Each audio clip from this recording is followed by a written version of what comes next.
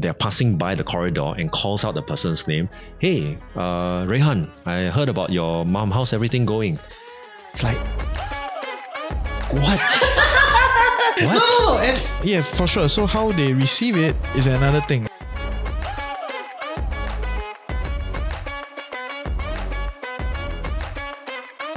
Welcome to Wise and Shine. I'm your host Reggie, aka your Chief Financial Coconut. And I'm Dawn, SG Budget Babe. Today we're going to dive into something that many people harbor inside but don't dare to say, especially in the workplace. And I think we have kind of edged on it. Some of our previous guests also have talked a little bit about it here and there. Like we keep wanting to dive in there, but we got other agenda. And we haven't really addressed or dealt with that emotion. So today's episode is really to help you overcome this core raw question of why must I go and learn leadership skills? Maybe I'm not born to be a leader. Yeah. Why I don't want to be leader can or not? Let that person be lah. Why can't I be happy in my role and I just continue being promoted and climbing up? But I don't want to be a leader. Or like, be a leader very fake. That's not me. I don't want to lose myself. Is that your own self-talk? No. That's okay. It's comments I see and hear from people. I feel very authentic. I had that in my 20s though. So I can definitely relate. So we can talk about it. We're going to talk about how be this idea leader. that our guests have shared, authentic leadership, and how you can actually develop that without losing yourself. Yeah. So it's not just a performance anymore. Yes, it's not a performance. Not about performance review anymore. We move from that. So, Exactly. So to help us dive deeper into this, we have Stuart. Stuart, can you introduce yourself to our listeners? Sure. So I've been involved in personal development and leadership work through the last 30 years.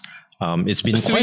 Yeah, 30. Oh wow. Okay. So it's been quite a ride. I didn't start off with corporate leaders. Now I do coach corporate leaders. In the past, I would coach students because I was terrible in studying. Then I became good, and then I realized that because of that full circle experience, I could help. Right. So with that experience, it enabled me to go pursue my dreams. I wanted to study what was on the inside because I was quite screwed up as a kid. So rather than go for therapy, I went to take a psychology class, which is a bad idea. Why is it a bad idea? Well, firstly, when you're passing by the philosophy department, back in those days, I was not in philosophy, but that department had a very interesting sign on the outside that said, "Don't join." No. It said, don't make too much noise, right? There's this thing printed by the department. Some smart aleck canceled that out and said, sense. Don't make too much sense outside the philosophy department. Get it? I get it. I took a level 4000 class when I was in year 1 and I sneaked out from the back. So, psychology it wasn't meant to be therapy, right? It was literally just driving you to understand the empirical evidence, how to do the research and all of that. And not to say it wasn't enjoyable or anything like that. I just didn't find the sense of fulfillment. So while I was still in uni, I was running my business on the outside. And that gave me a bit of a first-hand experience seeing leaders attempting to lead classrooms. And then, of course, I'm in the NS system, right? So I have to take on some forms of leadership. I still am volunteering, just to let you know. It's been 25 years. So it's been quite a ride. It's given me an opportunity to see through the lens of people who are, shall I say, less fortunate to have the experience and to have the knowledge to hold everything together. And you're right, on that note, Don, not everybody is suited for leadership, but if they want to try, they most certainly can. Yeah, so I guess we want to move away from like leader to also exploring how you can lead, because that's probably more relevant, right? You may not be a leader, but everyone needs to lead in different aspects of their life. And one thing that I'm curious about, so you say you've been doing this for about 30 years. Surely you've seen many different types of leaders.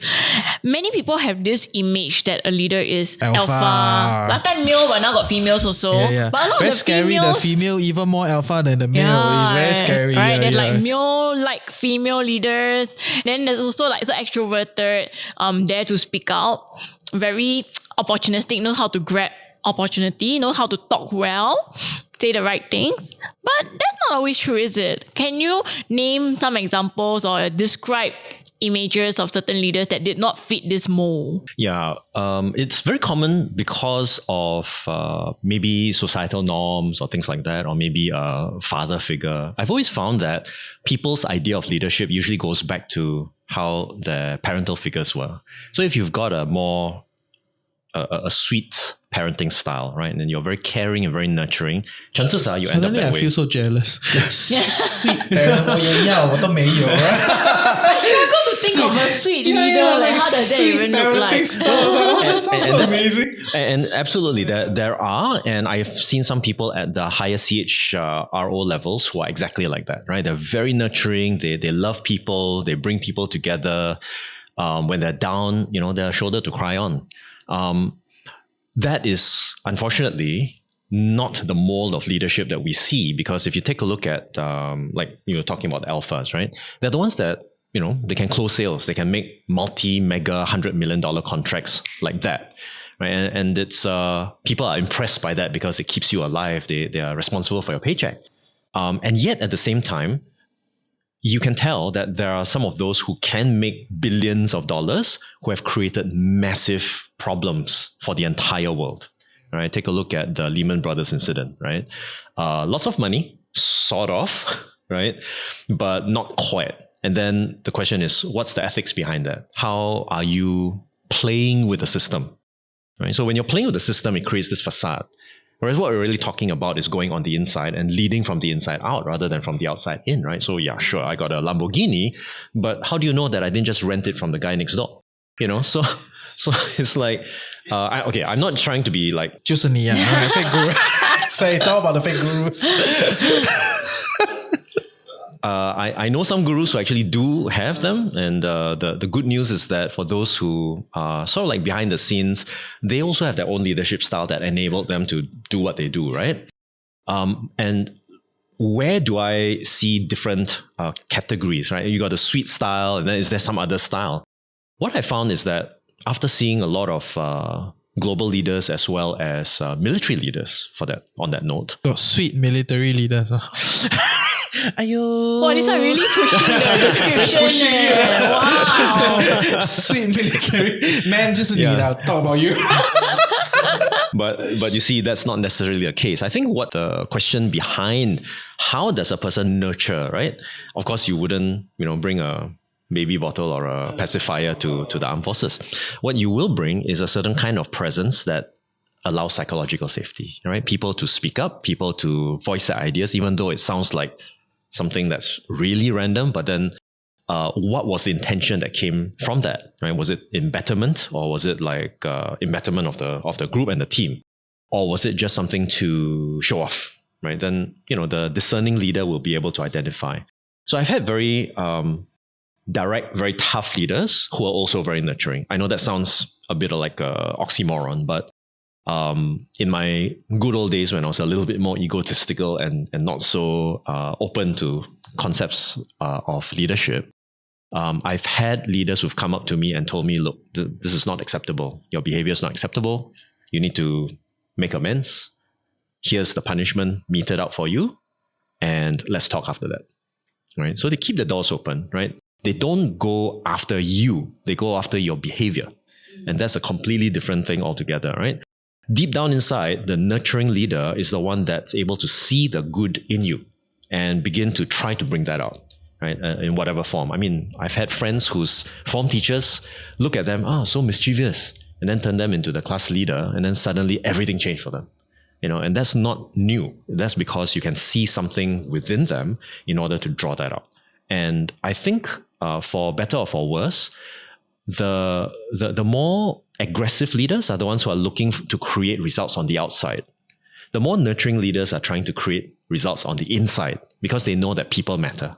And when people are driven by this internal fuel, they create productivity and results for the organization because they love the organization. I know it's hard to say, nobody puts out their hand and goes like, hey, I love my organization, I'm going to go in. They know all the, Sure. all the LinkedIn long posts. And at the same time, those who have managed to find it, that's wonderful, right? But can you imagine if that was the case for every organization? Wouldn't that be different? just so I get clarity on that, right? Essentially, to you, there's a superior style of leadership, which is this authentic, nurturing, inner. Because that's kind of how I'm sensing it, lah. So I don't want to put it wrongly. I think the style of being tough is just as necessary as the style of being nurturing. However, you need to play it in the right context. So enter the concept called situational leadership. You need to be adaptable. You need to flex, adapt to the circumstances. Let's say there's uncertainty going on in the world right now. Is the guy who's telling everybody we have to Chong, we got to go ahead. Is that the person whom you want to listen to in current economic times? Maybe for some groups. Or would you like to have somebody who's a little bit more assuring? But then does that assurance come off as being a softie? And if you come off as a softie, are they going to adhere to accepting you as a team leader? Right? So it really is a dynamic that's played between the circumstance, the context that we're in, the leader's style, as well as the way the team actually receives it. So I wouldn't be so quick to just dismiss it. So, of course, if there's a war, I'm not going to sit down and have a meeting, right? And then Nurturing. democratically, hey, come, then people say, hey, I don't want to kill people, that kind of thing. So, nurturing, just get that shit done. That's a right? great point. So it's really, there are different leaders for each different situations, different occasions. And I think there could even be different styles under a situation. Like when I work with my team, if it's crunch time, I don't care about reason. We just get that sorted first. Right? We get it sorted first, then we review and talk about it, Yes. right? Yeah. So there's no nurturing. It's just like do, go, Yes, So but- there's a situational But element yet to also it. demonstrating to the team that just because you're the go, no excuses, stop making excuses, just solve this at that moment doesn't mean that is all you either. Yeah. But it's also not a performance. Yeah. It's just the situation calls for it. Yeah, but actually, to me, that is difficult. Not in a sense from the leader's perspective, but the other side receiving it. Because they are seeing different because it's- messages of I don't know. Right. Maybe I'm a leader, right? So I just share my thoughts on this, right? Because to me, I'm like that. To me, there's the go time, crunch time. Don't tell me all the reasons. Just get shit done, right? And then there's the okay. So what's the problem? Why is it like that? Right? Is there systemic? Can we solve some of these things? Like how do you reposition some of that? But a lot of times, especially the newer people that join the team, they don't even give me enough time to show everything.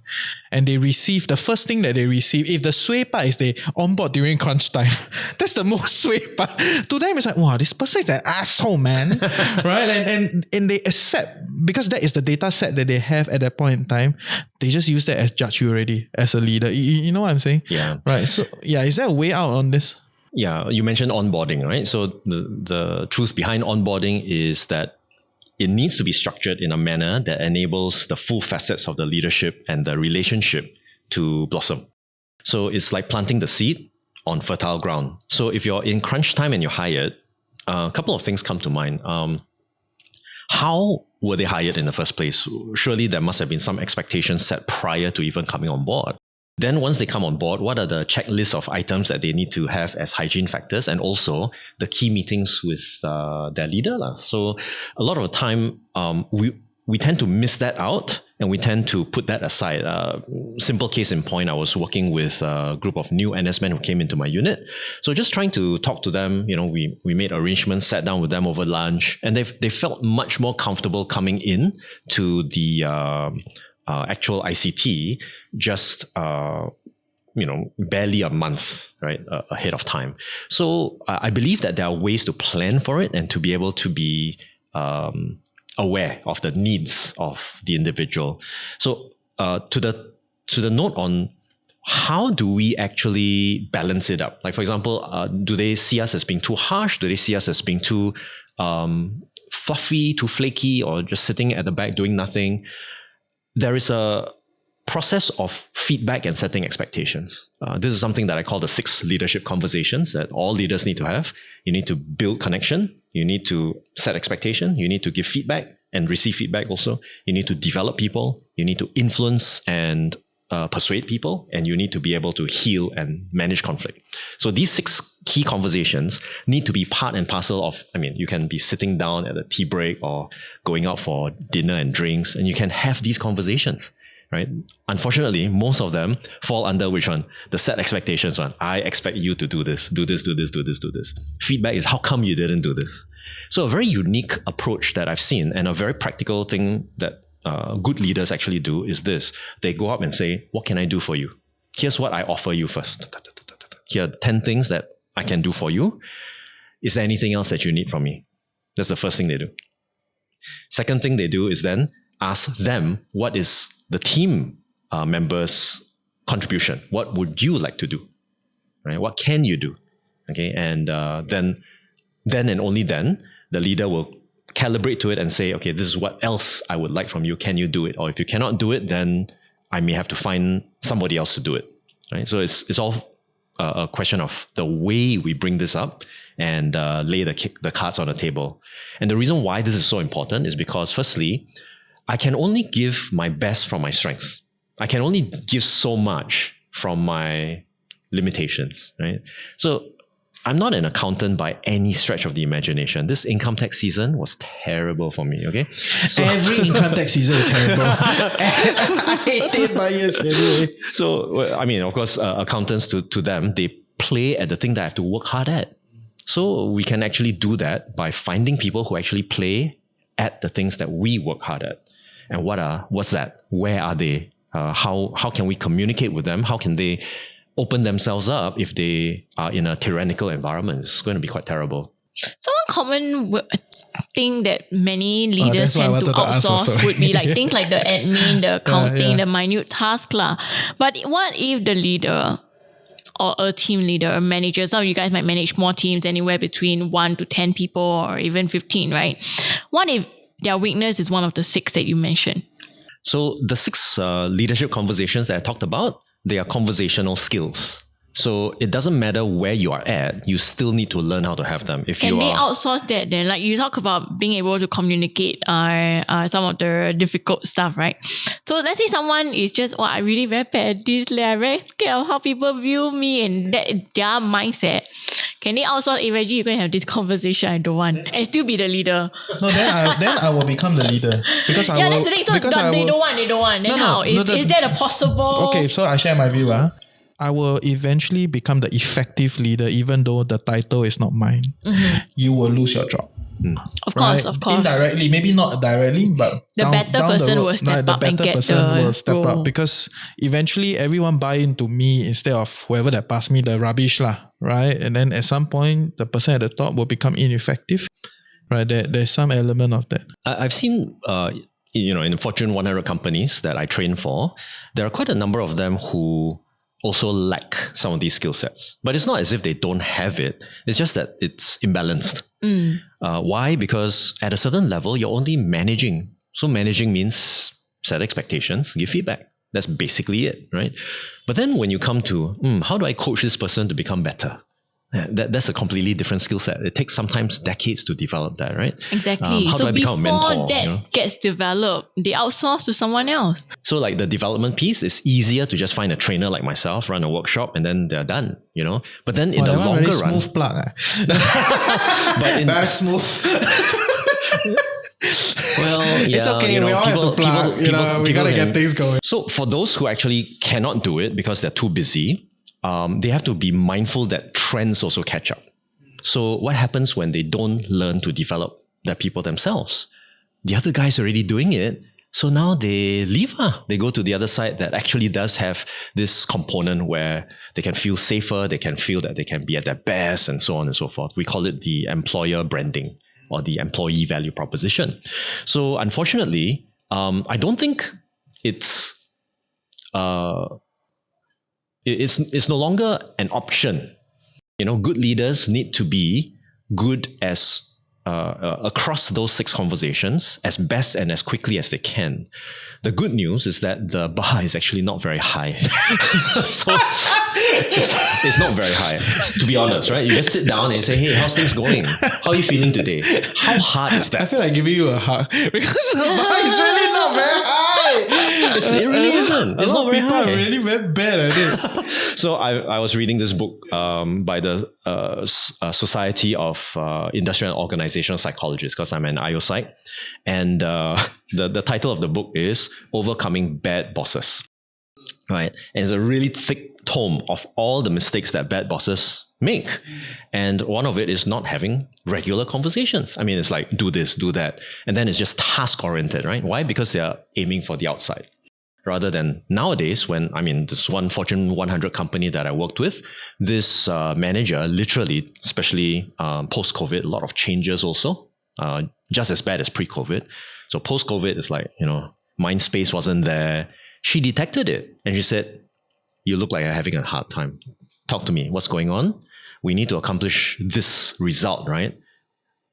Are you on board with this, or is there something that's going to stop you? And then, the employee was in a safe space. She said, there's no way I can contribute. I'm like, family problems, blah, blah, blah. So the leader said, okay, understood. Go take the rest of the day off.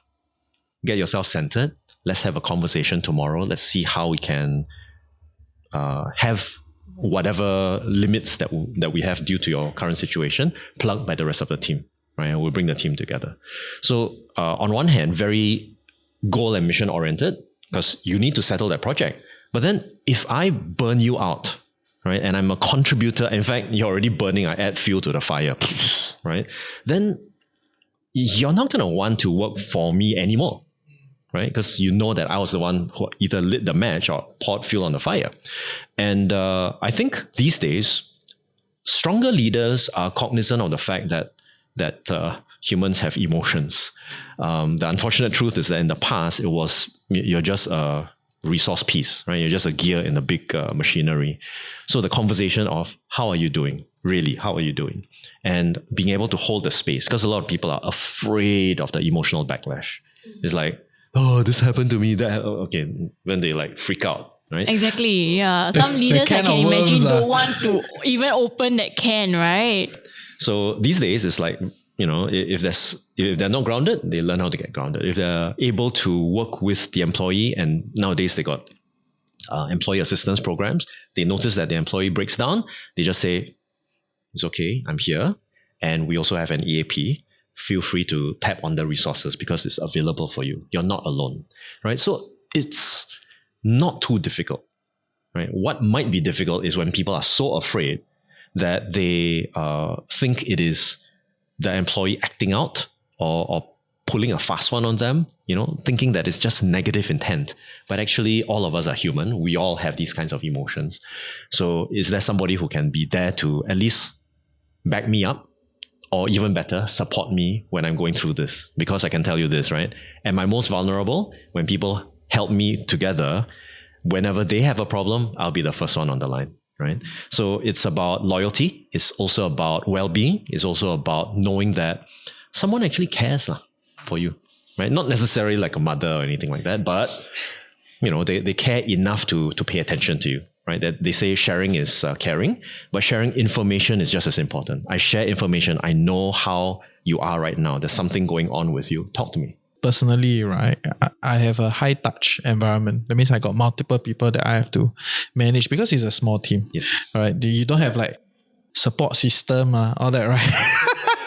And that's the part I always joke with all my friends, leaders in the corporate space. You come out, you sure faint because all the tools that you have now in the corporate setting is not around.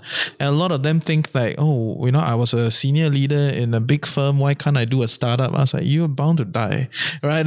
So not guarantee, but a lot of the management methods, they don't stand, in a small high touch team. Yeah, I agree. Largely because in small enterprise, you wear multiple hats. And when you wear multiple hats, the fastest decision to create the result is by humor. So you just do everything. But that's also a very steady pathway towards burnout. Yeah, for sure. So a few things that need to be considered. Firstly, does the person who's coming out and doing this business, how well grounded are they and how clear are they about the systems and processes? Because you can easily set up a simple process like step 1 to 5 and then just get it done. Now, when in a high touch environment, as you're mentioning, delegation is necessary, right? But then delegation cannot take place without a system. But most of us, what we're doing is like, hey, help me do this late. I late already. So the problem now is that when there's this system, the already uncertain environment becomes even more volatile. And that's what people cannot handle. It's not that leaders coming out will be bound to fail. It just so happens that they were not privy to setting up the system because the machinery already sorted out. Yes, right? It's already there. Yeah. So when we're starting out from scratch, then how do I do this? How do I submit this? Whatever, how do I create this project? And some of the in corporate speak, your so-called whatever Six Sigma and all that, they may not be directly applicable to your current day, right? Because it's too complex. And you don't need that level of complexity. Once you grow to maybe 20, 30, it might be helpful. So I would say that getting very systemized means, and me and one of my collaborators previously, we came up with a model called the road funnel of efficiency. So it stands for remove. That means as a boss of your own company, just get rid of the things that don't belong. Right? Because if it's too complicated, cut it out. Yeah? So once you can cut it out, then you can go to the next stage, which is optimize. In other words, you realize you took 2 days for this. Then next round, try 1 day. After that, try half a day, things like that, and try and optimize it and cut it down. The third one is automate. Nowadays, we got AI. We've got a lot of online automation tools that help us to do 3 things with a click of a button, right? So that's something more for the IT folks, but it's helpful to be able to go and study this. And finally, delegate. Because if I can automate it, why should I delegate it? Right? If I cannot automate it, then I delegate it. So there's a very systematic process of thinking through to reach efficiencies, but we don't have to be aggressive or being an asshole about it, right? So the road funnel really helps the entrepreneur, the founder of the business to understand that the less I have to do, the less others have to do anyway. Then everyone will be sane. Yeah, fair. Hey, I hope you're enjoying Wise and Shine so far. I'm your host Reggie, aka your Chief Financial Coconut, and for us to continue to do this show so that you become a tad bit wiser every week, you gotta like, share, subscribe, help us beat the algorithm. But even more importantly, if you can, comment in the comment section below. Let us know your thoughts and also some questions that you would love us to answer. Now back to the show. What I wanted to dig deeper was the element of being grounded, right? Because I think a lot of leadership discussion is tends to be one-sided, whether this side or the other side, which is like it's all about the skill sets, right? You like this, you like this, you like this. But honestly, as a long-time running leader, a lot of things I also know, right? But on practice, right, it is not absolutely pure logic, right? Because we are not in the right state of mind, or there's some problem, something happened, you're not walking on flat ground all the time, right? If it's flat, okay lah, the same rules apply, right? Yeah. But you're always moving, right? So I want to kind of dig your brain a little bit on this whole okay, I want to be authentic, I want to be an approachable leader, I want to be a great leader, but how do I, stay that ground, and how do I kind of manage that flux as a leader? You know what I mean? Yeah. So there's no easy answer. Of course. Right? Easy questions not on this show, one. Yeah. Very good. So it's Listen all to Financial Coconut. Yes, thank you. Tell all your friends about it, okay? Recently a lot of people say, you ask very difficult questions. I was like, that's the whole idea of the show. If it's so simple, a Facebook post can settle, right? Or Google search, right? Ask ChatGPT. Ask ChatGPT. Right? ChatGPT know everything already. Things on the show cannot be found. Exactly. We need the more complex things. So the intersection. So I mean, the truth of having the answer, which is, if I were to be authentic, does it work? Can I be grounded while being authentic when the storm is blowing over my head? Wow, that will be a tall order for sure for almost anybody, right? I've seen people do it. I've seen people who embrace the emotion and then walk with it. And I think maybe for everybody who's seen the video, it would be Lee Kuan Yew, right? I mean, being kicked out of the federation was one key thing, right? But to be able to then say, no, we galvanize our resources and we move forward. There are many other people, many other examples of how individuals under duress, they focus more on the bigger picture rather than what they are feeling alone. They settle themselves very quickly. So there are a few things to do. As you know, because I run quite a lot of therapy sessions for my clients, right? As a psychotherapist, those who are not very well grounded, the simple way to do it will be to just shift their breathing and shift their state, their physical state. So when they are anxious, there's tension. So getting them to go through a mindfulness exercise and to breathe properly releases that. And they're slightly better. They don't go into that spiral. So that's physical, a somatic approach. Some mindfulness experts talk about this thing called the body scan. In other words, where do you feel it in your body? You just scan your body, which part of you is tense and which part of you is speaking this emotion, right? It's quite helpful because it creates an awareness of this emotion. But from a psychological standpoint, it helps you to lift out of the emotion and observe the emotion, which creates a little bit of distance from the emotion, if you can imagine. So the second thing is putting yourself into a position where you are resourceful.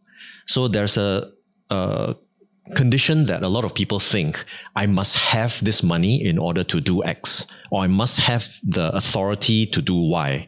But in reality, as long as you're creative, as long as you are curious enough, you'll find a way.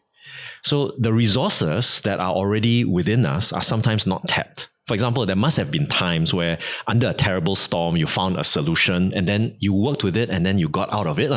So you call when 20 people, definitely one person will come. Yeah. That's like, Sure. continue. Yeah, of course. So with that kind of mentality, then we go back, right, in history and start looking at our own selves having overcome certain things. And we say, actually, we've been able to do it before. My teacher in neuro-linguistic programming, Dr. Richard Bandler, says, most people are very good at feeling bad for no good reason. So we need to train ourselves to feel good for no good reason. And yeah, that might sound insane, but surely it's better to wake up laughing rather than feel depressed. So of course, depends on who's on the receiving end of it. So getting back to resourceful states means that you can embody those old states by returning that emotion back into your body and feeling it as if it was still here. Right? So that's a very powerful somatic way of getting yourself grounded. Have you been grounded before? Yes. Okay. Go back to that time where you're steady. Okay. Bring that back into your body. Where do you feel it? Expand that. Right. So it's a simple ritual that I do almost every day. So if I didn't get enough sleep, if I keep harping on the fact I didn't get enough sleep, then I'll look quite terrible. But if I end up going like, okay, that's the past already. I'll just focus on what I need to do today. Who do I need to be? Okay, when have I been such a person? Okay, go and pull all of those past versions of me, put it inside myself, and then ask myself what I'll do as a result of that. So this is a useful visualization strategy and self-talk strategy that almost all top sports people use, right? And if we do that, then we can most certainly evoke the emotions necessary. In fact, method actors do this all the time, right? They look so darn good on screen. They make us cry. They make us feel terrified. They make us feel angry. Why? It's because their bodily posture affected our own mirror neurons. We got a sense of it. But we know it's scripted. Why do we feel it? If that's the case, then we most certainly can manufacture the right feelings for ourselves to stay grounded. So those are simple approaches. Deeper approaches would require a clarity of some ground philosophy. For example, you need to believe that every part of you is useful, right? We were having a conversation earlier on talking about if your left arm is weaker, you chop it off. That's the mentality that a lot of people think of, right? It's like, this is a negative emotion, so I'll get rid of it. The problem is, how do they get rid of it? Smoking? Drinking? Well, what else is there? There's a whole range of very unhealthy things that they can do when they try to get rid of this. Pretty much like the aftermath of an amputation. So rather than doing that, I need to say, maybe it's just a messenger. I believe that it's just sending me a message. But to use this emotion, no way. Like fear, how do I use fear? It's a little bit limited. But fear may tell me I'm not prepared, or that I need to be clearer about my direction. Uncertainty, for example, right? I have lots of fear, sure. But it's telling me, go make preparations. Okay, cool. So which part of me has made preparations before? The guy who's been confident, The guy who's closed sales before, the guy who is maybe charismatic in front of like a board meeting. Okay, I bring that back into my head, right? I sit down and I ask myself to be that person for this moment. And then I go and do what I need to do. Because a lot of people talk about goal setting. This one I call mind setting. Right? So you set your mind, what's the version of you that needs to be in order to accomplish what you need. So in becoming overwhelmed, it's very easy to be overwhelmed. Right? It's not easy to stay calm under pressure. And please, whomever's listening to this, don't let this make you feel like when you cannot handle it means you're no good or that you're lacking something. Right? It takes a certain level of skill and practice to be able to get into this. So I'm not for one moment saying that people who are experiencing duress, guilt, even grieving, right? Last of all, grieving, right? They still need to spend time with that grief, because if you think about it, you just can't jump out of it instantly, right? Because going through grief therapy myself, my dad passed on in 2019. I had to go through some of that myself. Being able to just sit with that feeling, feel sad and let things go is necessary. It's like embracing a part of me that I never knew was there. And then I become more whole. And then I become more empathetic towards the other guy who just lost his whatever, right? May even have been a pet, for example. I'm not going to go and you lost your pet, because it can be quite a traumatic situation. So understanding that there are skill sets for individuals to go through and learn as part of mental emotional resilience is a personal responsibility, but not everybody is good at it instantly. As you can tell, I've been doing this for about 30 years. I've been challenged at times also, right? So it's not that easy. I get it. I give an example, right? Let's say the leader is someone leading a team of 5 colleagues, and one colleague, they do have frequent conversations. 5 is quite a manageable number. Okay. One colleague now appears very out of sorts, and it turns out over lunch they were talking, and it turns out it's because like the cat passed away. But the leader is someone where hate cats or don't even understand why people spend money on cats. Cats is lovely, dogs more problematic. How can that leader put aside this? It's very hard for that leader to be empathetic, right? Because losing a parent and stuff, most of us can still relate. But sometimes we don't see, our values don't align with some other of our teammates. How can the leader then get to that stage without being an asshole? Or your cat just died, I'm sorry.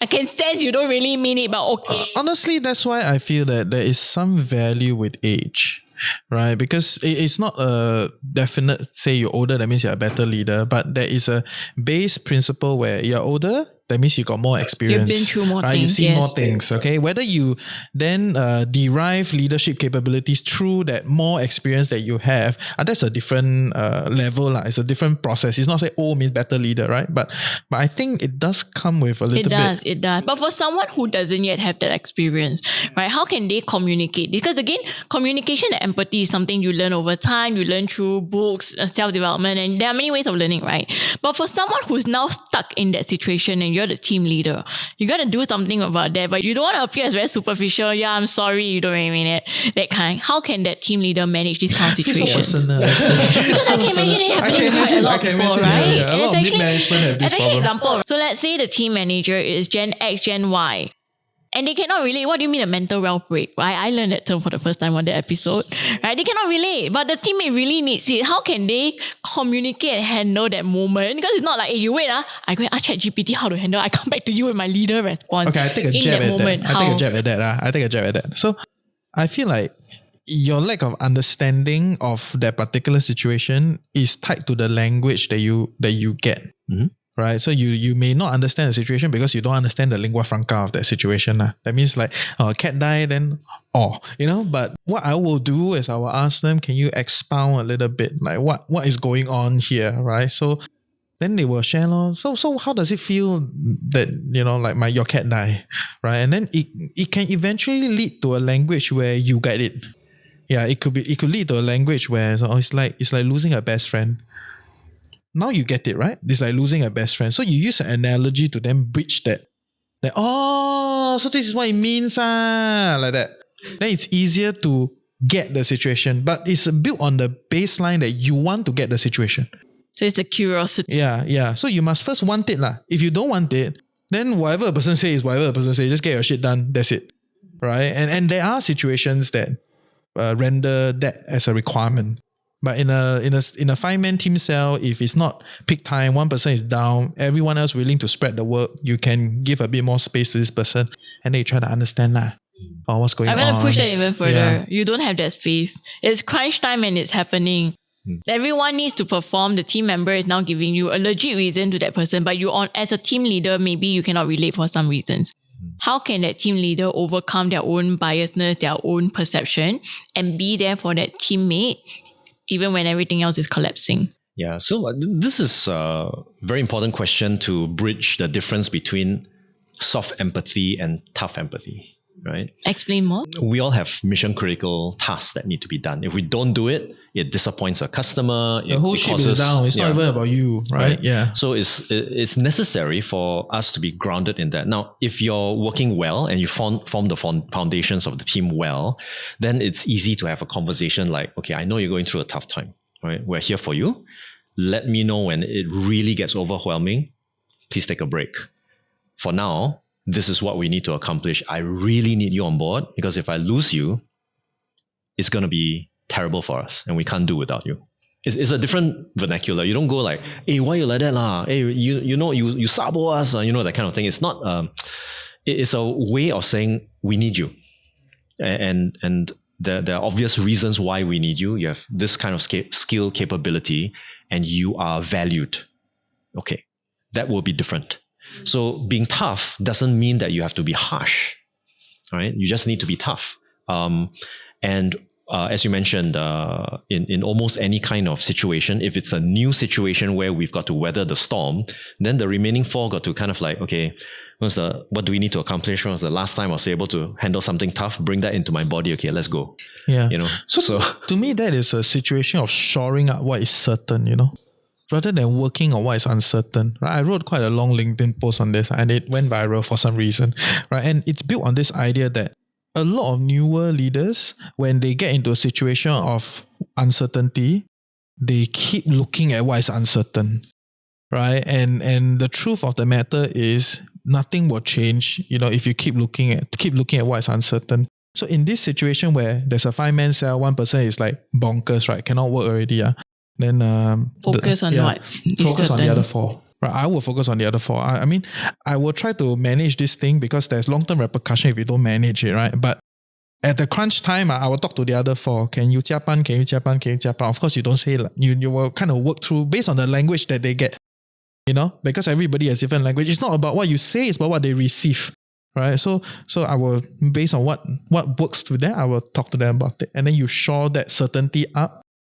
Then after that, then there must be a give and take. Humans are like that, right? After that, then you like, okay, hey, now it's a low season, you all take a break. To me, how I will handle it, instead of looking at the uncertain, I will go and look at what is certain and then I want to make sure I get into a stronger position with what is certain. Mm-hmm. Yeah. So absolutely. I think to that point, this was brought up recently by one of my co-speakers on a panel. And he said a lot of people tend to look out for the changes, but you have to also look at what is unchanging. Constant. So for example, people have loyalty and they will not suddenly change their loyalty overnight just because one person drops off. Brings back the point on authenticity, which is when you go to that individual who may have lost something, as in grief or there's something that happened, maybe broke up with a girlfriend, whatever it is, right? That moment is actually quite important. If you don't understand, ask them to help you to understand. Because that's authentic, right? It's like, I really don't get this. How is this affecting you so badly? Talk to me. I really want to understand. That's a great question. It's easier that way rather than to try like, oh, I understand, but when you really don't understand. So that's one. The second one is apply the same principle of authenticity to the other 4. Guys, man down. I'm sorry, but here's the thing. I've spoken to him. He's got this kind of experience. Some of you may not understand it, but we need to give him some space because, as you all know, he has proven himself before. Nothing has changed. It's just that this is a very, very difficult time. We need to shore up the line. What do you think, guys? How can we do this together? Based on that context, just to add on it, I will try to avoid public speeches. One by one, I go and talk. Because to me, it's very dangerous if I go into the room with 4 people and I tell them this is a situation. I don't have enough buy-in from the crowd. I must at least talk to 2 or 3 of them. I must know that there is something first. Then we do the public speech.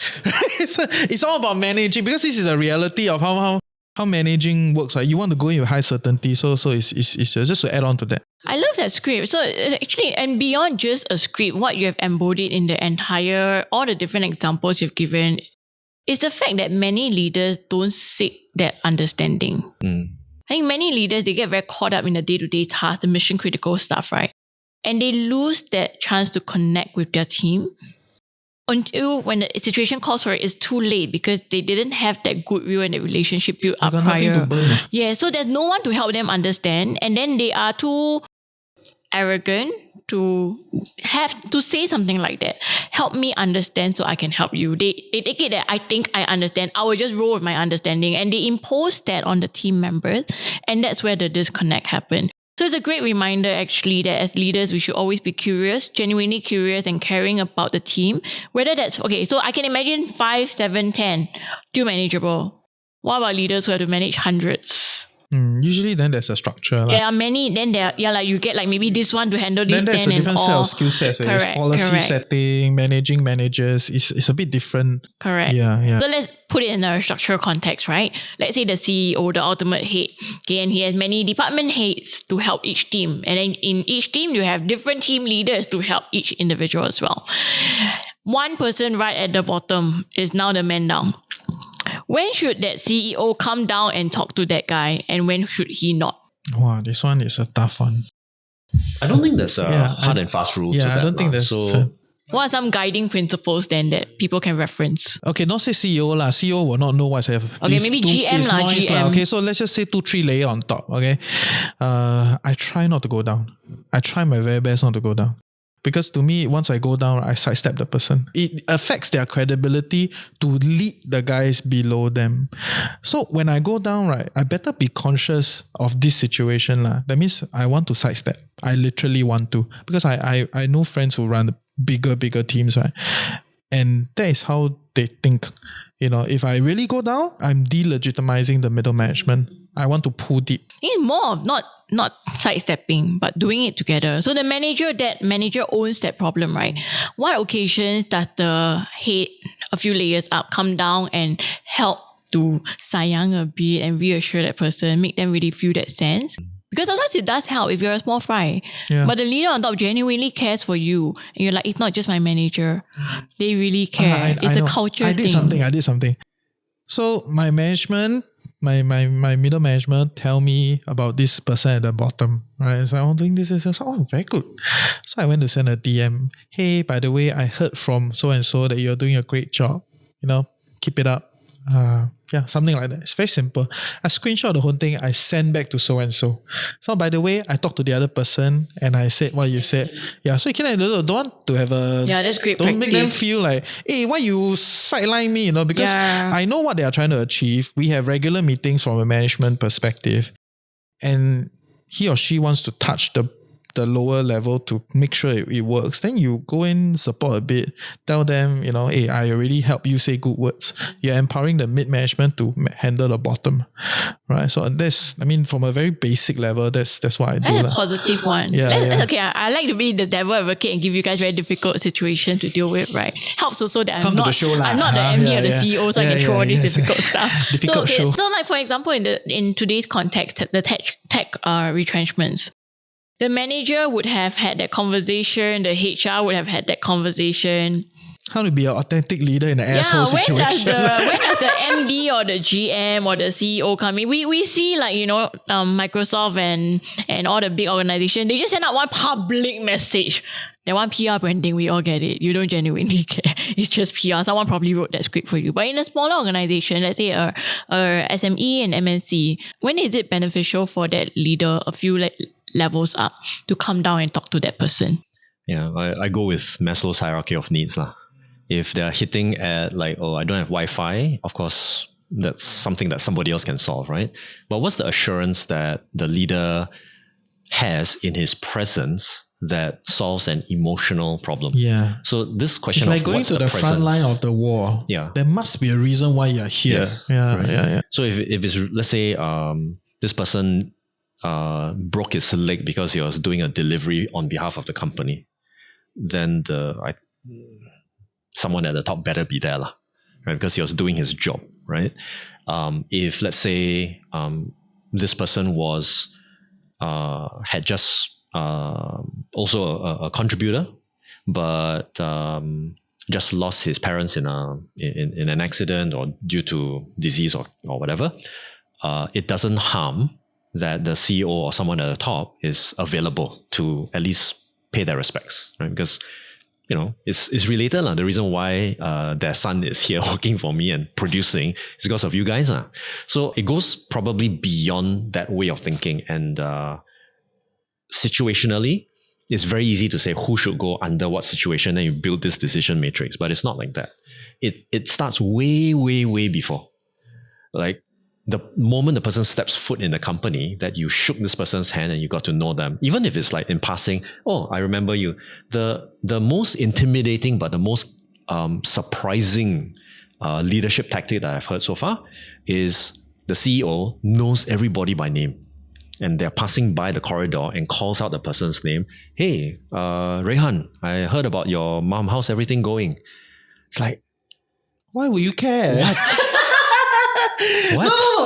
No. I'm not saying that the CEO is fluffy. I'm just saying like, why? Some employees could think that you can't stop it, I guess. Yeah. No, yeah, for sure. So how they receive it is another thing, right? So that is a bit nuanced. Again, it depends on how it's contextualized, but it's like if it's genuine conversation, they'll be pleasantly surprised, and they will take that into account in the overall loyalty piggy bank, right? Yeah. So it starts way, way before, and across a year, if you've got 3,650 employees, then you chat with 10 people every day. The running joke is that top leaders usually are in meetings. So they're always talking. So either in one-on-ones or, in board meetings or whatnot, they're usually in meetings. So actually the job of the CEO is just talking only. But then is it so straightforward? It's not, right? So getting to know people, getting to spread spread yourself down to different levels at appropriate times. Sometimes the structure helps, but then once that investment is taken, and it's taken seriously because we know that there's an effect, right? There's an effect on morale. There's an effect on, is he actually paying attention? The worst one is you give feedback and then nobody takes action, right? Whereas wouldn't it be surprising that 1 week later, this guy actually did something? Elon Musk, very clear case. He's the guy who goes down to the engineers, talks to the engineers, engages with them at an intellectual level and an engineering level, and then says, so what's stopping you from getting this done? Or this other thing that we requested didn't come in. On the spot, he's known to call people and say, why is this not there?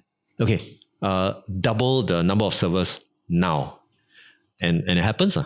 So when people can see that feedback is taken and acted upon, they know that the leader is serious, not just fluffy. So again, I'm not standing on the side of leaders who take massive action, that type, and just disregard those who cannot.